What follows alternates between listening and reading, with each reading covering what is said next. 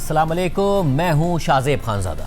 पाकिस्तान की मुसलसल कोशिशों से अमेरिका और ईरान के दरमियान मुज़ाकरात के एक और दौर का माहौल बन रहा है और जल्द ही इस्लामाबाद में दोनों ममालिक के वफूद की एक और मुलाकात का इम्कान है। ऐसे में आज वज़ीर आज़म शहबाज शरीफ एक अहम दौरे पर सऊदी अरब पहुँच गए हैं, जबकि अब से कुछ देर पहले आर्मी चीफ और chief of defence forces field marshal Asim Munir मुज़ाकरात के सिलसिले में ईरान पहुंच गए हैं। इस हवाले से ISPR की जानिब से जारी एलामिया में कहा गया है कि फील्ड मार्शल आसिम मुनीर और वज़ीर दाखिला मोहसिन नकवी सालिसी की कोशिशों के सिलसिले में एक वफ्द के साथ तेहरान पहुंच गए हैं। इस एलामिया के साथ एक तस्वीर भी जारी की गई है जिसमें ईरान के वज़ीर ख़ारजा अब्बास इराक़ची तेहरान पहुँचने पर फील्ड मार्शल आसिम मुनीर का इस्तकबाल कर रहे हैं। और नाजरीन, हमारे ज़राए ने हमें बताया है कि जब इस्लामाबाद में मुज़ाकरात ख़त्म हुए तो पाकिस्तान का बतौर सालिस किरदार ख़त्म नहीं हुआ था और उस वक्त से पाकिस्तान दोनों ममालिक के दरमियान मुसलसल सालिसी कर रहा है। और अब इस वक्त पाकिस्तान दोनों ममालिक के दरमियान मुज़ाकरात की अगली नशिस्त से पहले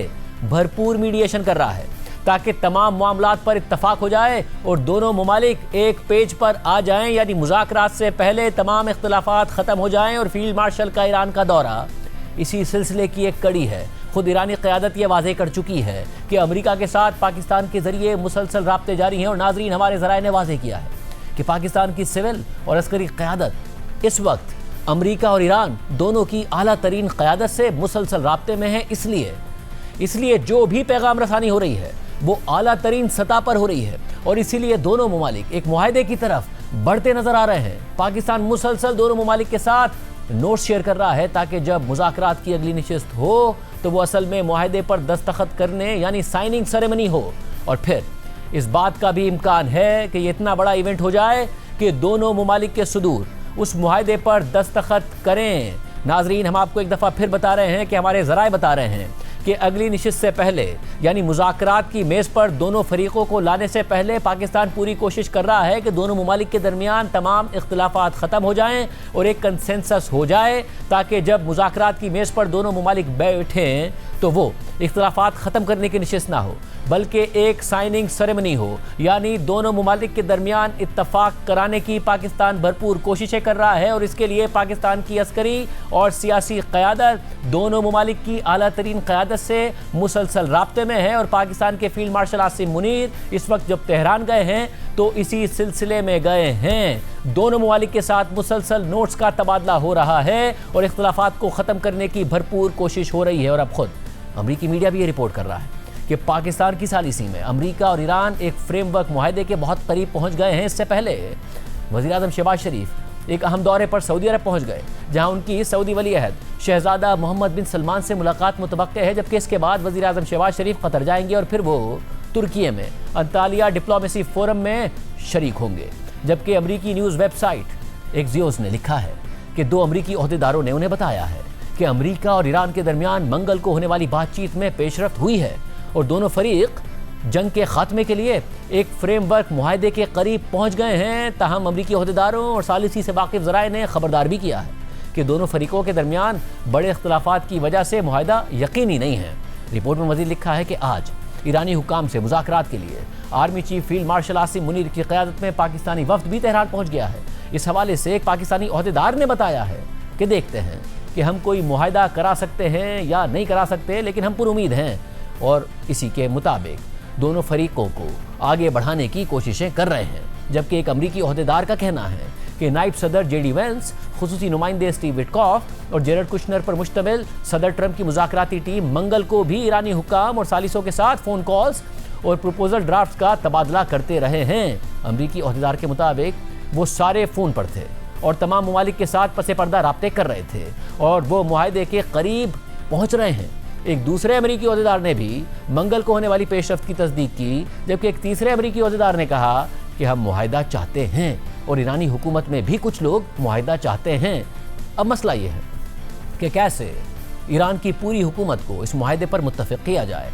एक्सियोस की रिपोर्ट में मज़ीद लिखा है कि एक अमरीकी ओहदेदार और सालिसी की कोशिशों से वाकिफ़ एक सोर्स के मुताबिक अगर एक फ्रेमवर्क मुआहदा तय पा जाता है तो फिर मुकम्मल और जामे मुआहदे की तफसीलात पर बातचीत के लिए जंगबंदी में तौसी करना ज़रूरी होगा। इस हवाले से अमरीकी ओहदेदार का कहना है कि तफसीलात पेचीदा हैं, आप ये सब कुछ सिर्फ 2 दिनों में नहीं कर सकते हैं और इसी वजह से खबरें भी सामने आ रही हैं कि मुज़ाकरात को आगे बढ़ाने के लिए सालिस मुमालिक जंगबंदी में तोसी की कोशिश भी कर रहे हैं। और अमरीकी खबर एजेंसी एसोसिएटेड प्रेस के मुताबिक मुज़ाकरातकार इस बात के करीब पहुंच गए हैं कि अमेरिका और ईरान के दरमियान सीज़ फायर को तोसी दे दी जाए और मुज़ाकरात दोबारा शुरू किए जाएं ताकि इस नाजुक मुआहदे को बचाया जा सके जो अगले हफ्ते ख़त्म होने वाला है। इलाकाई हुकाम का कहना है कि पेशरफ्त हो रही है और अमेरिका और ईरान ने उसूली तौर पर जंगबंदी में तोसी पर इत्तफाक भी कर लिया है ताकि मज़ीद सिफारतकारी के लिए वक्त मिल सके। ताहम CNN के मुताबिक एक सीनियर अमरीकी ओहदेदार ने उन्हें बताया है कि अमेरिका ने ईरान के साथ जंगबंदी में तोसी पर बाज़ाब्ता तौर पर इत्तफाक नहीं किया है और इस मामले से बाखबर ज़राए के मुताबिक मुमकिन तोसी अब भी ज़ेर गौर है। ताहम ट्रम्प इंतज़ामिया जल्द अज जल्द कोई मुआहदा करने की ख्वाहिश रखती है।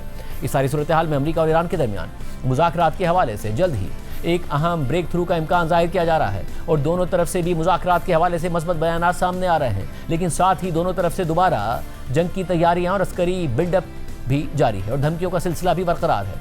कल अमरीकी सदर ट्रंप ने कहा था कि आइंदा 2 दिनों में कुछ होने वाला है और इस बात का इम्कान है कि अमरीकी वफ़द इस्लामाबाद में मुज़ाकरात के एक और दौर के लिए जाए, जबकि आज ईरानी वज़ारत ख़ारिजा के तर्जुमान इस्माइल बक़ाई ने भी कहा है कि पाकिस्तान के ज़रिए अमरीका और ईरान के दरमियान पैगामात का तबादला जारी है और तवक्को है कि पाकिस्तान आइंदा राब्तों में भी शामिल रहेगा। इस दौरान इस्माइल बक़ाई ने यह भी कहा कि इस बात का इम्कान है कि आज पाकिस्तान का एक आला सतह का वफ़द ईरान पहुंचेगा, जिसके फ़ौरन बाद ही यह खबर सामने आ गई कि फील्ड मार्शल हासिम मुनीर एक वफ़द के साथ तेहरान पहुंच गए हैं। ऐसे में अमरीकी सदर ट्रंप मुसलसल ये इंदिया भी दे रहे हैं कि जंग जल्द ख़त्म हो जाएगी और इस हवाले से उन्होंने फॉक्स न्यूज़ को दिए गए एक इंटरव्यू में कहा है कि मैं समझता हूं कि जंग ख़त्म होने के करीब है, लेकिन हमारा काम अभी मुकम्मल तौर पर ख़त्म नहीं हुआ। हम देखेंगे कि आगे क्या होता है।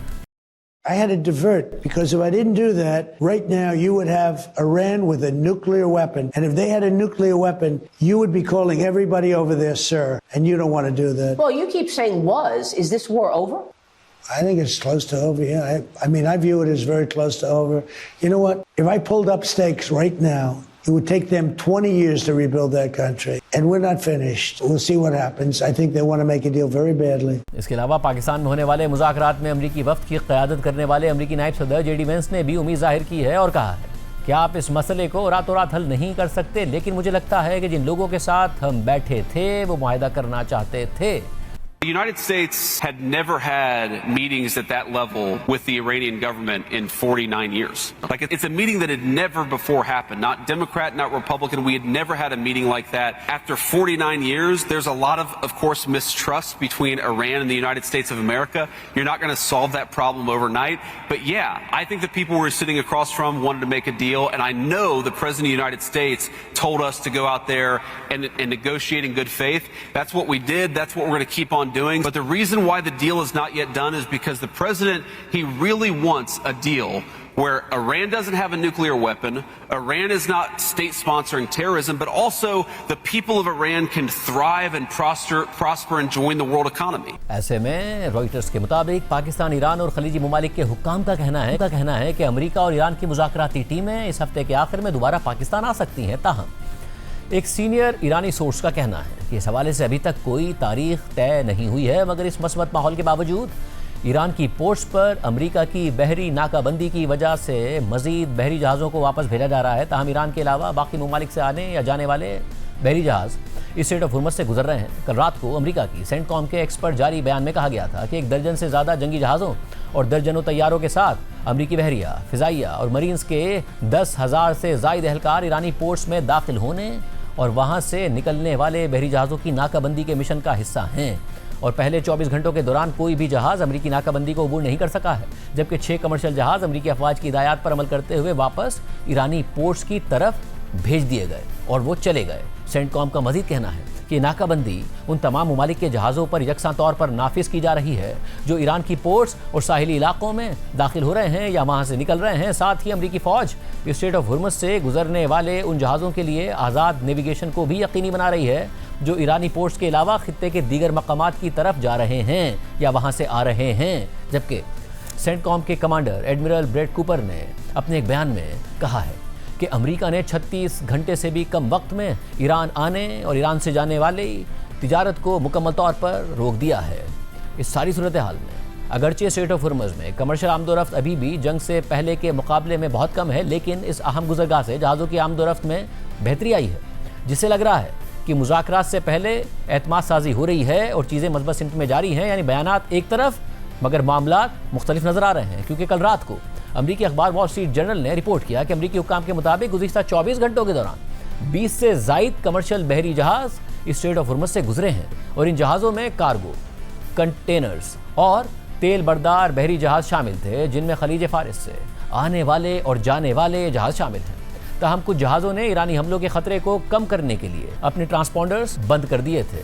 वाज़ेह रहे कि अमेरिका ईरानी पोर्ट्स की नाकाबंदी कर रहा है, ताहम वो जहाज़ जो ईरानी पोर्ट्स की तरफ नहीं जाते वो इस नाकाबंदी का निशाना नहीं बनते और उन्हें आज़ादाना तौर पर गुजरने की इजाज़त दी जा रही है। जबकि सेंटकॉम ने इससे पहले हफ्ते को स्ट्रेट ऑफ हुर्मुज़ के करीब नेवल माइंस को साफ करने की मुहिम शुरू करने का ऐलान भी किया था। इस सूरत हाल में ईरानी मीडिया के मुताबिक पासदारान इनक़िलाब के एक आला कमांडर ने अमेरिका को बहरी नाकाबंदी के हवाले से वार्निंग जारी करते हुए कहा है कि अगर अमेरिका अपनी गैर कानूनी बहरी कार्रवाइयाँ जारी रखता है तो ईरान इसे जंगबंदी की खिलाफ वर्जी समझेगा और इसके जवाब में ईरानी मुसल्लह अफवाज खलीज फारिस, बहरा ओमान और बहरा अहमर यानी रेड सी में किसी भी किस्म की इम्पोर्ट और एक्सपोर्ट को जारी नहीं रहने देंगी। इसके अलावा ईरानी मीडिया के मुताबिक ईरानी सदर मसूद पेज़ेश्कियान ने आज तेहरान सूबे में इमरजेंसी ऑर्गेनाइजेशन के मुख्तलिफ शोबों का दौरा करते हुए कहा है कि कोई भी ताकत इस कौम को झुका नहीं सकती। ईरान ने अपने मजबूत फौजी रद्द-ए-अमल के जरिए दुश्मन को 40 दिन बाद जंगबंदी पर मजबूर कर दिया।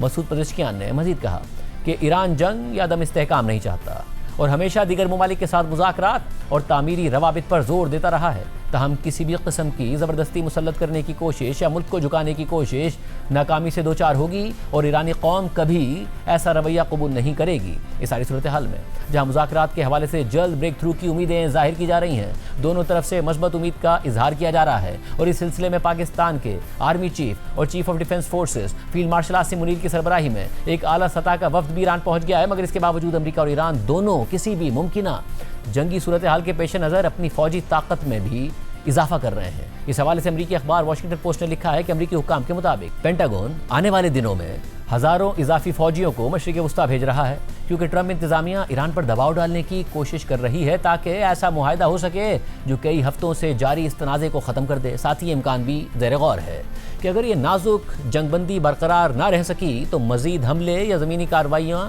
की जा सकती हैं। रिपोर्ट में मज़ीद लिखा है कि इस मामले से वाकिफ़ मौजूदा और साबिक अमरीकी हुक्काम के मुताबिक खित्ते में भेजी जाने वाली इजाफी फोर्सेज में तकरीबन 6000 फौजी शामिल हैं, जो तैयारा बरदार बहरी जहाज़ USS जॉर्ज H.W. बुश और उसके साथ चलने वाले कई जंगी जहाज़ों पर सवार हैं। इसके अलावा तकरीबन 4200 मज़ीद अहलकार मुतवक्के तौर पर इस महीने के आखिर तक मशरिक़ वुस्ता पहुँच जाएंगे। रिपोर्ट के मुताबिक इम्कान है कि ये इजाफी फ़ौजी खित्ते में मौजूद अमरीका के उन तकरीबन 50,000 अहलकारों में शामिल हो जाएंगे जिनके बारे में पेंटागन का कहना है कि वो ईरान के खिलाफ जारी कार्रवाइयों का हिस्सा हैं।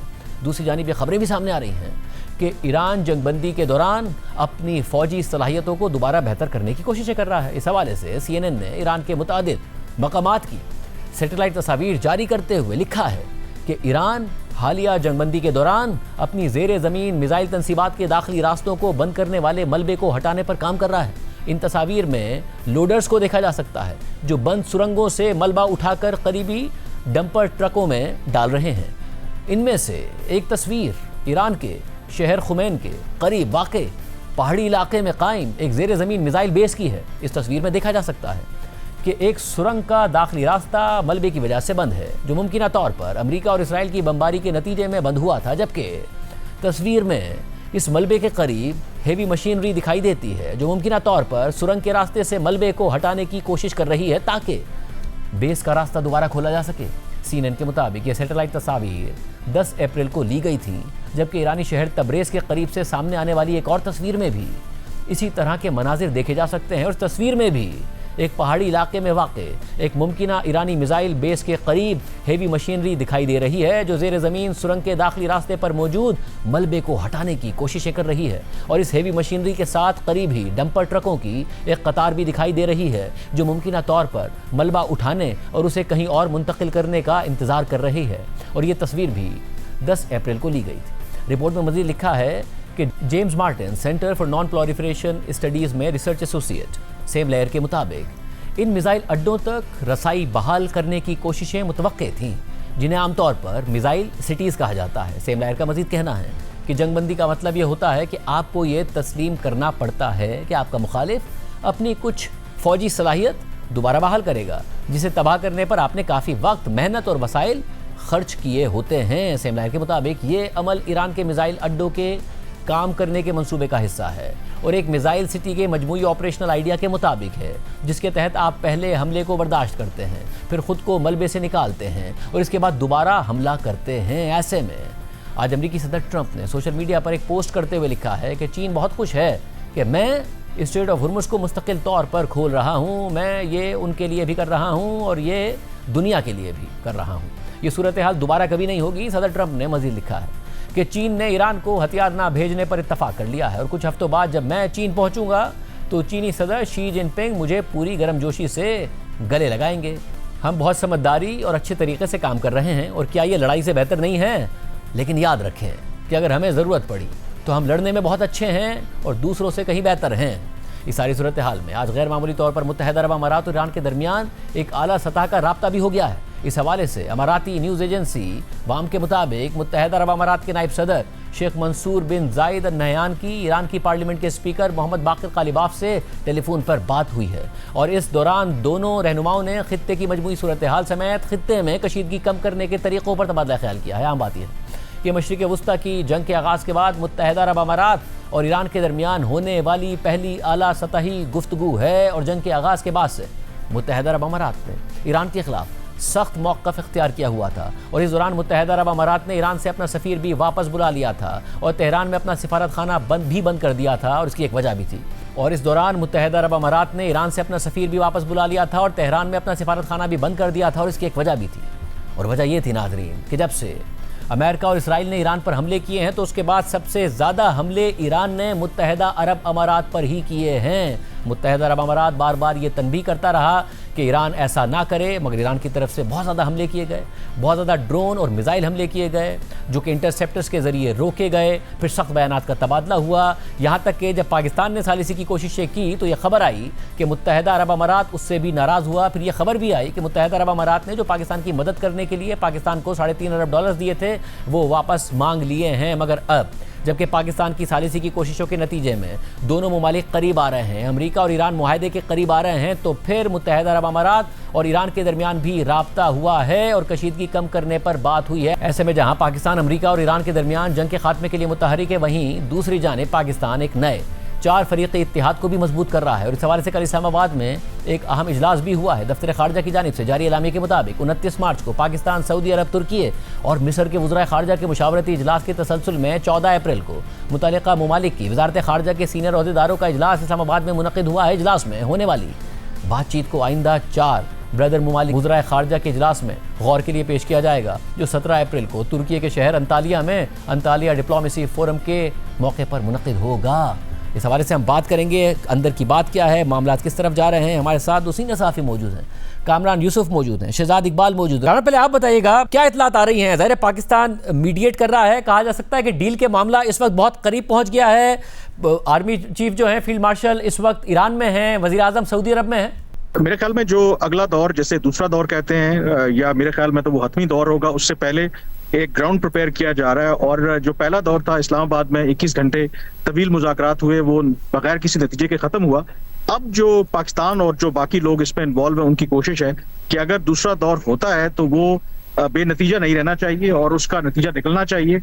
और आइडियल ये है कि वो किसी हतमी मुआहदे की तरफ जाना चाहिए। तो ये जो मेरे पास ऑब्वियसली जो मालूमात है, ये पाकिस्तान के फील्ड मार्शल का तेहरान का दौरा हो या पाकिस्तान के प्राइम मिनिस्टर का सऊदी अरब, कतर या तुर्की का दौरा हो, तो ये तमाम जो इंडिकेट कर रहा है कि अगले दौर से पहले एक होमवर्क किया जा रहा है। और जो अमेरिका और ईरान या जो भी बाकी प्लेयर्स इसमें इन्वॉल्व हैं, किसी पॉइंट के ऊपर या किस नुकात के ऊपर कोई इख्तलाफात हैं, तो बेहतर है कि पहले बैक चैनल डिप्लोमेसी के जरिए बिहाइंड द सीन एफर्ट्स करके उनको रिमूव कर लिया जाए। और जब पाकिस्तान में इस्लामाबाद के अंदर अगला दौर होगा तो उसमें फिर हतमी मुआहदे की तरफ जाया जाए। तो ये जो आपको हेक्टिक डिप्लोमेसी नजर आ रही है, इनफैक्ट मैं ये कहूंगा कि इस वक्त गैर मामूली हालात हैं, और इस गैर मामूली हालात के अंदर पाकिस्तान जो है उसकी सिविल और मिलिट्री की आदत गैर मामूली डिप्लोमेसी कर रही है। और जाहिर है ऐसा पहले कभी देखा नहीं गया कि ये दोनों ममालिक जो बैठे नहीं थे वो बैठे। अब ये कहा जा सकता है कि आला तरीन सतह पर इस वक्त पाकिस्तान की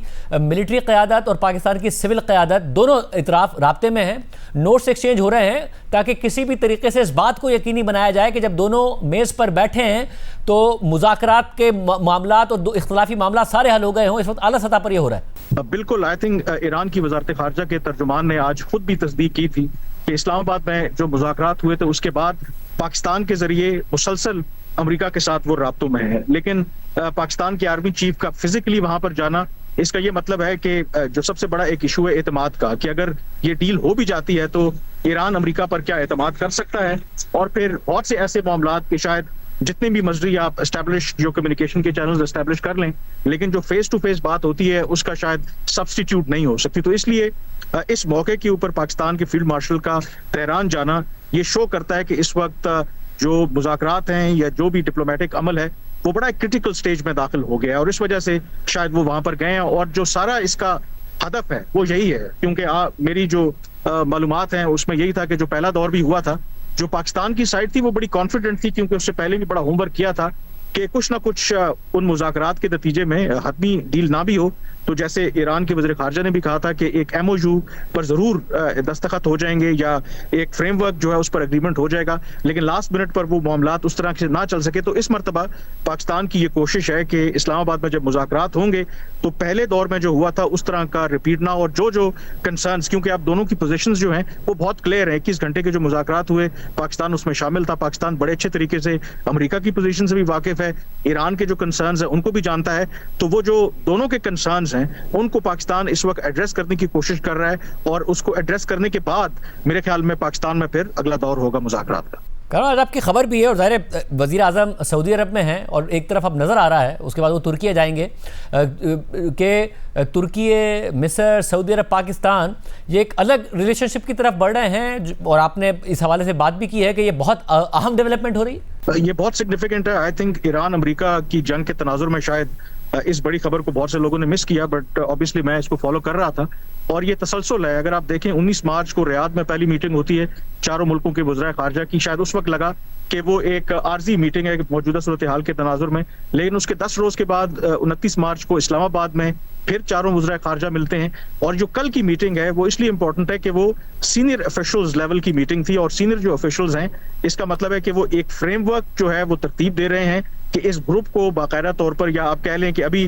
जो पाकिस्तानी ऑफिशियल्स हैं वो इसको एक अलायंस का नाम नहीं दे रहे, वो कहते हैं कि ये एक फोरम है जिसमें चारों मुल्कों के वो डिप्लोमेटिक इंटरेस्ट हों, वो इकोनॉमिक इंटरेस्ट हों, वो जियो स्ट्रेटेजिक इंटरेस्ट हों, उसमें अपनी पोजीशन को कोऑर्डिनेट करना चाहते हैं। तो ये जो इस्लामाबाद में मीटिंग हुई है उसी सिलसिले की कड़ी है, और अब 17 अप्रैल को अंतालिया में जो डिप्लोमेटिक फोरम हो रहा है वहां पर डिप्लोमेसी, उसकी साइड के ऊपर अगेन चारों जो वज़राए खारजा है वो मिलेंगे। और जो मेरी मालूमात हैं कि ये आगाज है, अभी ये 4 ममालिक इसमें शामिल है। मौजूदा सूरत हाल को देखते हुए हर मुल्क अपने इंटरेस्ट को प्रोटेक्ट करना चाहता है। ये मुमकिन है कि आगे चलकर ये जो 4 मुल्की इत्तेहाद आप उसे कह लें या ग्रुपिंग कह लें, ये मजीद इसमें जो मुसलमान ममालिक हैं वो शामिल हो जाए। बहुत शुक्रिया कामरान यूसुफ। तफसीलात बताने हवाले से कि पाकिस्तान किस तरीके से ईरान और अमेरिका को बिल्कुल करीब ले आया है, मामलात में जो इख्तलाफात हैं वो ख़त्म कराने की कोशिश कर रहा है। शहजाद इकबाल के पास भी अहम खबर है, जैसे हमारा रब्ता होता है उनकी तरफ जाएंगे। हमारे साथ इस वक्त अमेरिका और अक़वाम मुत्तहिदा में पाकिस्तान की साबिक सफ़ीर मलिया लोधी साहिबा मौजूद हैं। मलिया साहिबा बहुत शुक्रिया मुझे ज्वाइन करने के लिए। मलिया साहिबा, कहा जा सकता है कि पाकिस्तान, अब ज़ाहिर मुज़ाकरात पहले इस्लामाबाद में हुए और उसके बाद पाकिस्तान का किरदार बतौर मीडिएटर नहीं ख़त्म हुआ था। अब हमारे ज़राए बता रहे हैं कि आला तरीन सतह पर पाकिस्तान नोट्स एक्सचेंज कर रहा है। पाकिस्तान के जो फील्ड मार्शल हैं वो ईरान गए हैं। कहा जा सकता है कि अगले मेज़ पर बैठे हैं उससे पहले बहुत सारे इख्तलाफात ख़त्म हो सकते हैं दोनों ममालिक के दरमियान। देखिए, 2-3 चीज़ें हैं। एक तो ये कि इस्लामाबाद मुज़ाकरात के बाद बहुत लोगों ने कहना शुरू कर दिया था कि जी टॉक्स फेल हो गए और ब्रेक डाउन हो गया है। ऐसा कुछ नहीं था। ब्रेक थ्रू वाकई नहीं हुआ लेकिन पेशरफ्त हुई, और मेरा ख्याल है फैसला यही किया गया कि कम्युनिकेशन विल कंटिन्यू, और वही हुआ। और अब आप देख रहे हैं कि जो सफारती कोशिशें हैं वो क्लाइमेक्स पे पहुंचने वाली हैं, मैं यही कहूँगी।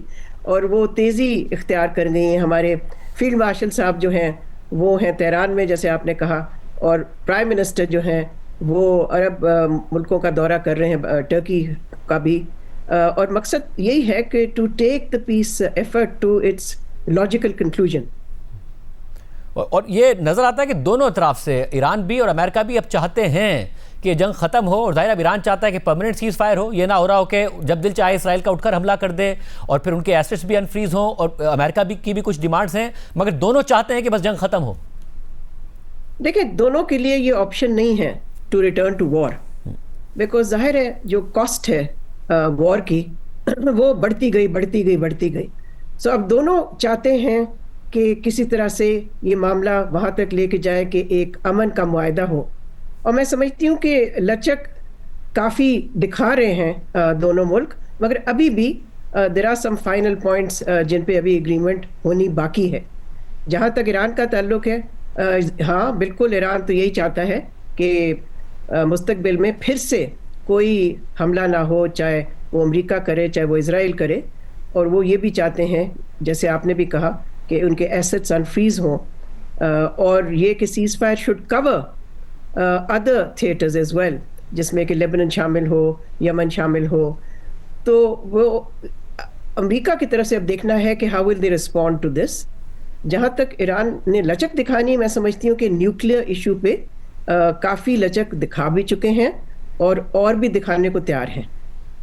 और मलिक साहब, आप भी ये तजिया करती रही हैं कि इसराइल स्पॉइलर का किरदार ज़रूर अदा कर सकता है। नाउ इस वक्त जो इसराइल की पोजीशन है, अब नेतन्याहू के जो रीसेंट पोल्स आए हैं इस वॉर के बाद, वो एक्सपेक्ट करते थे वो बड़े पॉपुलर हो जाएंगे, मगर पॉपुलर नहीं हुए हैं, क्योंकि इसराइली पब्लिक भी समझती है कि वो ऑब्जेक्टिव नहीं अचीव कर पाए। इसराइल की अब अमेरिका में अप्रूवल रेटिंग तारीख की कमतरीन सतह पर है। यूरोपीय ममालिक से नेतन्याहू उलझ रहे हैं, चाहे स्पेन हो, इटली हो, जर्मनी हो, फ्रांस हो, या साउथ कोरिया तक से वो उलझ रहे हैं। ऐसे में क्या ये मुमकिन है कि वो दोबारा स्पॉइलर का किरदार अदा करें, या फिर इसराइल पर तारीख में बहुत ज़्यादा प्रेशर है? आपका जो तवील सिफारतकारी का तजर्बा है, इतना प्रेशर देखा उसमें? देखिए, ये काफ़ी अनप्रेसिडेंटेड है। आप ठीक कह रहे हैं कि जो इजराइल की इस वक्त ग्लोबल आइसोलेशन है वो वाकई अनप्रेसिडेंटेड है। हर तरफ से वो आइसोलेट हुए हुए हैं, लेकिन हमें फिर भी नज़र रखनी चाहिए, इसलिए कि इजराइल का जो रिकॉर्ड रहा है माजी में वो आपके सामने है। वो सीज फायर ऑब्जर्व कभी भी नहीं किया उन्होंने, किसी एग्रीमेंट के कभी पाबंद नहीं रहे, और ये जाहिर है वो देखते हैं कि ऐसी डील अगर होती है ईरान और अमेरिका के दरमियान तो वो उनके मुफाद में नहीं है। लेकिन ये ज़रूर है कि उनका जो सुपर पावर बैकर है अमेरिका, वहाँ जो उनकी जो पोजीशन जो है कमज़ोर जिस तरह से हुई है इजराइल की, हर ओपिनियन पोल यही दिखा रहा है कि अमेरिकन पब्लिक ओपिनियन अब खिलाफ है, अनफेवरेबल उनका व्यू है। बल्कि जो लेटेस्ट प्यू रिसर्च सेंटर की पोल है, सर्वे है, उसमें है कि 60% of Americans have an unfavourable negative view of Israel. So आप इससे अंदाज़ा लगाएं, बिकॉज सिर्फ ईरान की जंग के हवाले से नहीं हुआ, ये हुआ है on the back of Israel's genocidal war in Gaza. वहाँ से ये किस्सा शुरू होता है कि उनकी जो ग्लोबल स्टैंडिंग है, या आप कह लीजिए ग्लोबल सपोर्ट है, वो डिमिनिश होती गई, ख़ास तौर पे यूरोपियन मुल्कों से, और अमेरिकन पब्लिक ओपिनियन बिल्कुल शिफ्ट कर गई है अगेंस्ट इजराइल। और फिर मलिक साहब, जो लबनान एक मेजर इशू था ईरान के लिए, और साउथ लबनान में फिर भी बमबारी करते रहे, और अब यूरोपीय ममालिक भी कह रहे हैं, बरतानिया ने भी कहा है कि लबनान भी सीज फायर में शामिल होना चाहिए। ये मुमकिन है कि फिर लबनान में भी अमन आ जाए और रुक जाए नेतन्याहू? देखिए, ये सब डिपेंड करता है अमेरिका कितना प्रेशर डालता है। मेरा ख्याल है सदर ट्रंप अगर वाकई वो एक डील चाहते हैं, जो मैं समझती हूँ कि वो चाहते हैं, एक अमन का मुआहदा ईरान के साथ, तो फिर जाहिर है उनके इंटरेस्ट में ये होगा ना कि वो इजराइल को रेन इन करें। लेकिन अब कितना वो अपना लेवरेज इस्तेमाल करते हैं इजराइल पे, और इजराइल कितना उनकी सुनता है, ये अब देखने की बात है। लेकिन अगर वो चाहें तो he can make Israel compliant with whatever deal will emerge. बहुत शुक्रिया। इस हवाले से आम डेवलपमेंट हो रही है, शहजाद इकबाल से तफसीलात लेंगे और एक और मामला आपके सामने रखेंगे, लेकिन एक छोटे से ब्रेक के बाद।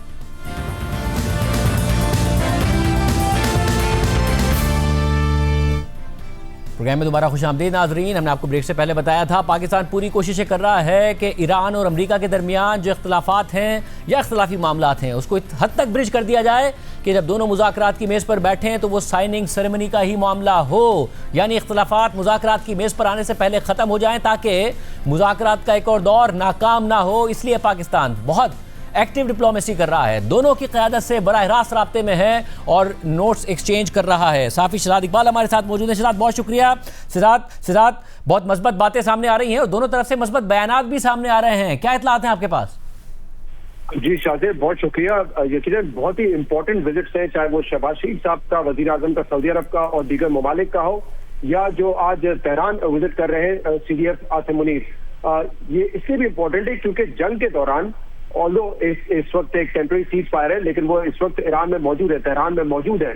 और हमारे जो जराए हैं, मैं आपको बता रहा हूँ, बाखबर जराए और बहुत ही इंपॉर्टेंट जराए जो कि पूरी इस एक्टिविटी से बखूबी वाकिफ है, उनसे भी जब हमारा राब्ता हुआ और हमने उनसे पूछा कि क्या चीज ऑन एजेंडा है, किस चीज से बात हो सकती है, तो उन्होंने कहा he is there to tie up loose ends of talks between US and Iran. यानी कि जो कुछ रह गया था उस मीटिंग्स में, जो भी उसके लूज एंड थे, उसको वहां पर ईरान गए हैं उसको मुकम्मल करने के लिए। और इसी तरीके से शहबाज शरीफ साहब जो है वो इस वक्त सऊदी अरब में मौजूद है। तो इससे तो यही वाज़ेह होता है कि जो 2-3 पॉइंट थे जिस पे डेडलॉक था, जिससे पेशरफ नहीं हो सकी, उस पर वे आउट निकालने के लिए ऑब्वियसली दोनों फरीकैन भी काम कर रहे होंगे, लेकिन पाकिस्तान बतौर मीडिएटर अपना काम कर रहा है। और कहीं ना कहीं क्योंकि अब हम ऐसा लग रहा है कि फैसिलिटेशन से ज्यादा मीडिएशन का रोल तय कर रहे हैं, तो हमारा जो इनपुट होगा दोनों को करीब लाने में, वो किरदार पाकिस्तान इस वक्त अदा कर रहा है। इससे ये स्टैब्लिश होता है शाहजेब कि ईरान का जो है मुकम्मल एतमाद पाकिस्तान पर है और इसीलिए पाकिस्तान इसमें सालिसी कर रहा है। और ये आज की बात नहीं है। जून 2025 में जब कॉन्फ्लिक्ट स्टार्ट हुआ, इसराइल ने हमला किया ईरान पे, अमेरिका ने अपने B-2 बॉम्बर्स के जरिए हमला किया, तो उस वक्त भी पाकिस्तान और बिलखसूस आर्मी चीफ आसिम मुनीर साहब का एक किरदार सामने आया था और उस जंग को रुकवाने में उस वक्त पाकिस्तान ने एक कलीदी रोल अदा किया था। आपको याद होगा कि प्रेसिडेंट डोनाल्ड ट्रंप ने उस वक्त भी पाकिस्तान के किरदार को एक्नॉलेज किया था। और इसकी एक बड़ी वजह यह भी है कि अगर ईरान नेगोशिएशंस के जरिए इस कॉन्फ्लिक्ट से निकलना चाहता है, एक तो मामला है कि आप जंग लड़ते रहे, वो कितना अर्से जारी रहेगी, क्या नतीजा होगा, किसी को नहीं पता, लेकिन अगर नेगोशिएशंस करके ईरान इस कॉन्फ्लिक्ट से निकलना चाहता है तो उसमें उनको पता है कि उसका रास्ता पाकिस्तान के जरिए, बल्कि बहुत सारे लोग तो ये कहेंगे कि शायद वाहिद रास्ता पाकिस्तान के जरिए, क्योंकि जितना एतमाद ईरान पाकिस्तान पे कर रहा है, अमेरिका भी उतना ही एतमाद इस वक्त जो है वो पाकिस्तान पे कर रहा है। और इसकी एक वजह ये भी है, और जो कि जाहिर करता है कि जो CDF की एफर्ट्स रही है, आसिम मुनीर साहब की जो एफर्ट्स रही है, वो ये परसेप्शन बनाने में कामयाब हुए हैं, बल्कि परसेप्शन मजबूत हुआ है कि वो पीस एफर्ट्स को लेके बहुत ही संजीदा कोशिश कर रहे हैं।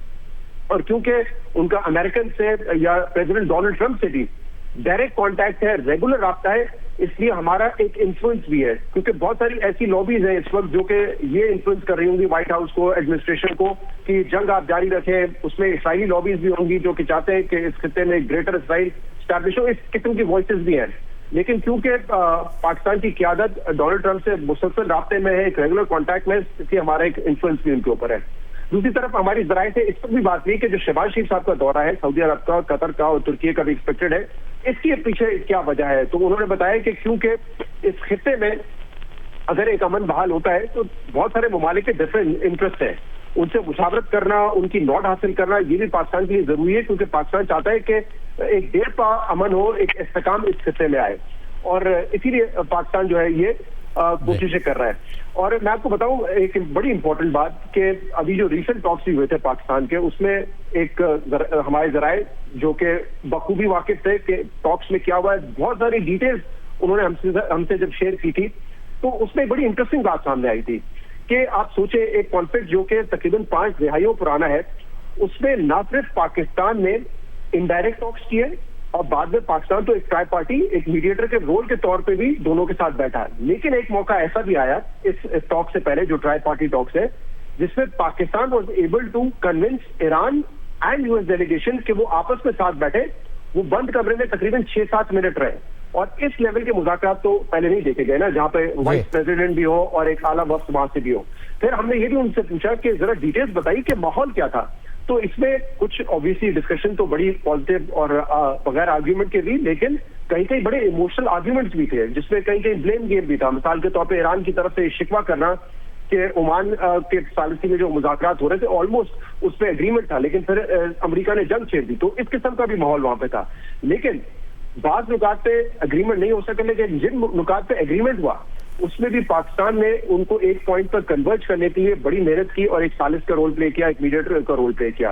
तो ये एक यकीनन बड़ी अचीवमेंट है पाकिस्तान की जानिब से भी, और इसीलिए मेरे ख्याल से अब दोनों तरफ से दोनों फरीकैन वाज़ेह कर रहे हैं कि पाकिस्तान में ही जो है अगला राउंड ऑफ टॉक्स होगा। बहुत शुक्रिया शहजाद इकबाल, हम तफसीर थे। नाज़रीन, इस वक्त भी इस जंग के खात्मे के लिए फील्ड मार्शल ईरान में है और वज़ीर आज़म सऊदी अरब में है, और अमेरिका और ईरान के दरमियान पाकिस्तान मीडिएशन करा रहा है ताकि सीज़ फायर में भी तोसी हो जाए और मुस्तकिल मुआहिदा भी हो जाए। मगर गोदी मीडिया और मोदी के भक्तों को पाकिस्तान में मुज़ाकरात होने या पाकिस्तान की वजह से मुज़ाकरात होने और सारी दुनिया की नज़रें पाकिस्तान पर होने पर तकलीफ हो रही है। पाकिस्तान के अमन में किरदार पर सारी दुनिया में तारीफ़ें हो रही हैं, पाकिस्तान के अमन में किरदार की मीडिया हेडलाइंस लग रही हैं, तो ये गोदी मीडिया से बर्दाश्त नहीं हो रहा है। मगर हम आपको पहले भी बता चुके हैं कि अगर ईरान जंग चलेगी तो भारतीय अवाम, भारतीय मईशत और भारतीय किसान भी इस जंग के असरात से बुरी तरह मुतासिर होंगे और मुतासिर हो रहे हैं। घरों में पकाने को गैस नहीं है। जंग के बाद तेल और गैस की फराहमी में कमी के साथ साथ काश्तकारी के लिए ज़रूरी समझे जाने वाले फर्टिलाइज़र की फराहमी भी मुतासिर हुई है। मशरिक़ वस्ता दुनिया को 16 से 18% यूरिया, अमोनिया और सल्फर सप्लाई करता है, जिसका सबसे बड़ा खरीदार कोई और नहीं बल्कि भारत है, जो अपनी ज़रूरत का तकरीबन 40% यूरिया और फॉस्फेट अरब ममालिक से लेता है। और अब अल जज़ीरा ने फर्टिलाइज़र की कमी से भारतीय काश्तकारों को पेश आने वाली मुश्किलात पर एक रिपोर्ट तैयार की। ये वो असरात हैं जो जंग से भारतीय काश्तकारों पर पड़ रहे हैं। अगर अमेरिका और ईरान के दरमियान अमन मुआहिदा ना हुआ और सीज़ फायर बरकरार ना रहा और जंग दोबारा शुरू हो गई तो ये असरात मज़ीद संगीन हो जाएंगे। इसलिए अगर पाकिस्तान की कोशिशों से अमन आया तो भारत को बहुत फ़ायदा होगा। और नाजरीन, ईरान जंग का रुकना दुनिया भर की मईशतों के लिए इसलिए भी ज़रूरी है क्योंकि पूरी दुनिया में महंगाई, बेरोज़गारी और रिसेशन का ख़तरा है। और IMF ने तनबीह की है कि ये ख़तरा है कि दुनिया भर की मईशत कोरोना के बाद सबसे सुस्त रहेगी उस सूरत में कि अगर मशरिक़ वस्ता में जंग की वजह से तेल की कीमतें $100 फ़ी बैरल पर रहीं। IMF के मुताबिक अब इस साल दुनिया की मईशत में तरक्की की शरह 2.5% होगी, जो कोरोना के बाद सबसे कम तरक्की होगी, जबकि महंगाई 5.4% की सतह पर चली जाएगी अगर पेट्रोलियम की स्पॉट कीमतें उसी सतह पर रही जहां पर इस वक्त मौजूद हैं। जबकि IMF ने इस साल पाकिस्तान की तरक्की की मुतवक्के शरह कम कर दी है और महंगाई की शरह बढ़ा दी है। IMF के मुताबिक इस माली साल में अब पाकिस्तान की तरक्की की शरह 4.1% के बजाय 3.5% रहने की तवक्को है, जबकि महंगाई की शरह 7% के बजाय 8.4% रहने की तवक्को है। सारी सूरत हाल में पाकिस्तान की स्टॉक एक्सचेंज में तेज़ी नज़र आ रही है और 100 इंडेक्स उसी सतह पर आ गया है जहां वो 28 फरवरी को जंग शुरू होने से पहले 27 फरवरी पर बंद हुआ था।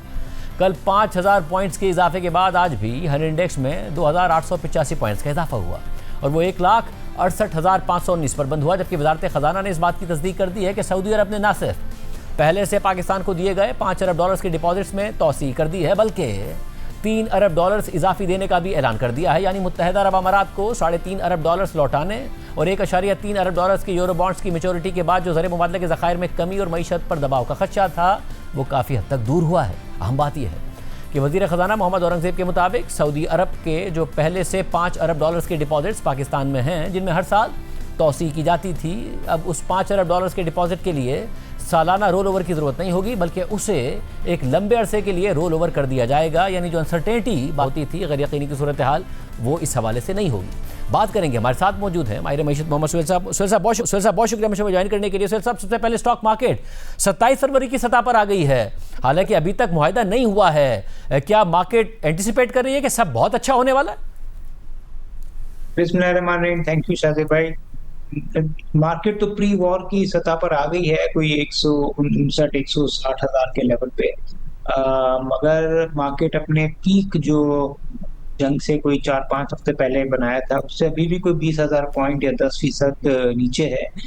मगर आपकी बात या तजज़िया सही है कि स्टॉक मार्केट ना सिर्फ पाकिस्तान की बल्कि अमेरिका मार्केट और दूसरी मार्केट्स भी देख लें, वो काफ़ी रिकवर हो गई हैं और सबको उम्मीद यही है कि जंग जो है वो कोई 1 साल या 2 साल या 6 महीने जारी नहीं रहेगी, बहुत तो कुछ हफ्ते ही जारी रहेगी।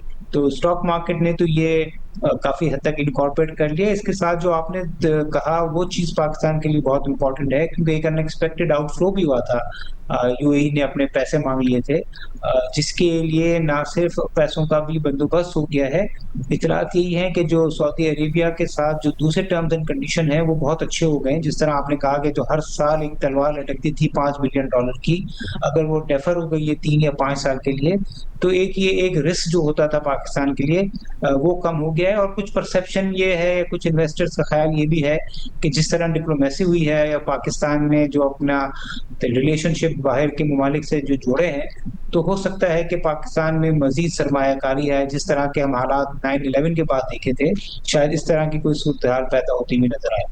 और सर साहब, ये जो मार्केट जब ज़ाहिर है 2 लाख के करीब गई थी, 2 लाख पॉइंट्स के, तो उसमें तो ये एक्सपेक्टेशन और एंटिसिपेशन थी कि अब पाकिस्तान में जो है वो शरह सूद में शायद और कमी आए और मामला तरक्की की तरफ जाएं। मगर उस वक्त तकरीबन $70 फी बैरल से कम का ब्रेंट हमें नज़र आ रहा था। क्या मार्केट अब ये भी एक्सपेक्ट कर रही है कि जंग जैसे ही अगर मुआहदा हो गया तो तेल की कीमतें फिर क्रैश कर जाएंगी, महंगाई का प्रेशर नहीं आएगा, करंट अकाउंट पर कोई प्रेशर नहीं आएगा और मामला वैसे ही हो जाएंगे जैसे थे? ये कुछ हद तक जरूर कर रही है। जिस तरह मैंने कहा ना, सिर्फ पाकिस्तान की नहीं है, दूसरी मार्केट्स भी। आज जो America market all time high पर पहुंच गई है, तो बज़ाहिर यही लग रहा है कि फौरन नहीं मगर 3-4 महीने के बाद तेल की कीमतें जो $70 से लेके 120 गई थी और आज 90-95 है, वो दोबारा 80 के लेवल पे, अगर 60-70 के लेवल पे नहीं तो 80 के लेवल पे दोबारा आ जाएंगी। तो ये उम्मीदें की जा रही हैं कि हम ग्रेजुअली बैक टू नॉर्मल होंगे। और मैंने कहा कि पाकिस्तान के लिए खास तौर से थोड़ा सा चीजें खुशाइन इसलिए हैं कि पाकिस्तान में तो इकोनॉमिक स्लो डाउन पिछले 3 साल से वैसे ही था, स्टेबलाइजेशन की जो पॉलिसी हुकूमत कर रही थी, मगर अब उम्मीद लग रही है कि चीजें शायद बेहतरी की तरफ जाएं। जिसका एक अंदाजा ये है कि कल फिच ने, जो एक इंटरनेशनल रेटिंग एजेंसी है, उसने पाकिस्तान की रेटिंग भी बरकरार रखी है और आउटलुक भी चेंज नहीं किया है। तो एक ऐसे वक्त पे जब ईरान की वॉर चल रही है, एक ऐसे वक्त पे जब यूएई ने पाकिस्तान से पैसे मांग लिए, एक रेटिंग एजेंसी का पाकिस्तान की रेटिंग को बरकरार रखने का मकसद यही सिग्नल है कि शायद आउटलुक जो पाकिस्तान का है जो इतना बुरा नहीं है जितना हम पहले समझ रहे थे। और सर साहब, ये जो लम्हा है जिसमें ज़ाहिर है पाकिस्तान को बहुत पॉजिटिव हेडलाइंस मिल रही हैं जो कि माजी में नहीं मिली, और इतनी पॉजिटिव हेडलाइंस, इतना बड़ा डिप्लोमेसी का किरदार, क्या ये तवक्को की जा सकती है कि ये कन्वर्ट हो पाकिस्तान की मुआशी तरक्की में, या उसके लिए बहुत मेजर रिफॉर्म्स करने पड़ेंगे? ये इस तरीके से होगा नहीं? देखिए, अगर पिछले 3 साल में जो पेनफुल स्टेबलाइजेशन कहते हैं, वो इसीलिए पेनफुल रहा कि कुछ रिफॉर्म्स तो जरूर हुए हैं, चाहे वो एनर्जी साइड पे हो, रेवेन्यू साइड पर हो, और कुछ और चीजों पे हो। यार पीआईए जैसा जो एसेट है, कभी हम सोच नहीं सकते थे कि हमारी जिंदगी में बिक सकता है, वो भी बिक गया है। मगर मजीद रिफॉर्म्स की जरूरत है। मगर रिफॉर्म से ज्यादा मुझे लगता है कि हमारे पॉलिटिकल स्टेबिलिटी और इकोनॉमिक स्टेबिलिटी बहुत जरूरी है। और ताल्लुकात इसलिए जरूरी है कि वेदर हम चाहें भी क्या ना चाहें, मगर आईएमएफ जो है वो 100% इंडिपेंडेंट नहीं रहता है। हमने 9/11 के बाद भी देखा था, काफी फ्लेक्सिबिलिटी आ गई थी। पाकिस्तान उस वक्त भी आईएमएफ प्रोग्राम में था। तो अब अगर अभी जो वजीर खजाना गए हुए हैं वहां पे कुछ फ्लेक्सिबिलिटी आईएमएफ दिखाता है, जंग को देखते हुए या पाकिस्तान के ताल्लुकात को देखते हुए, और कुछ नरमी होती है टैक्सेशन में या दूसरी चीजों में, तो मुझे लगता है कि इकोनॉमी में भी बेहतरी आएगी। और जो इन्वेस्टर जो समझता था कि पाकिस्तान एक सिक्योर जगह नहीं है, उसके परसेप्शन में भी बेहतरी आएगी। मगर इसमें वक्त लगेगा, हमें कम से कम 2-3 साल लग सकते हैं अगर हालात यही रहे तो। बहुत शुक्रिया सुहेल साहब का तज़किरा। नाज़रीन, आज के प्रोग्राम में इतना, इजाज़त दीजिए। अल्लाह हाफ़िज़।